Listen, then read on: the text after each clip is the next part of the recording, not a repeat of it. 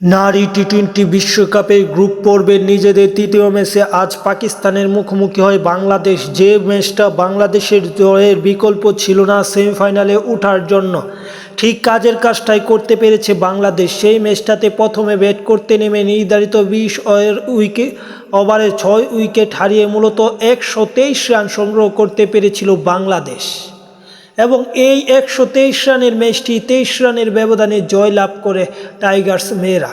স্বর্ণা আক্তার তিনি সর্বোচ্চ 22 বলে 39 রান এবং অধিনায়ক নিগার সুলতানা জ্যোতির 38 বলে 36 রান এবং সুবর্ণা মুস্তারির 19 বলে 22 রানের উপর ভিত্তি করে 123 রান সংগ্রহ করে বাংলাদেশ। বিপরীতে ব্যাট করতে নামলে একের পর এক উইকেট পতন হয় পাকিস্তানের এবং বাংলাদেশ ম্যাচটি নিয়ন্ত্রণে নেই।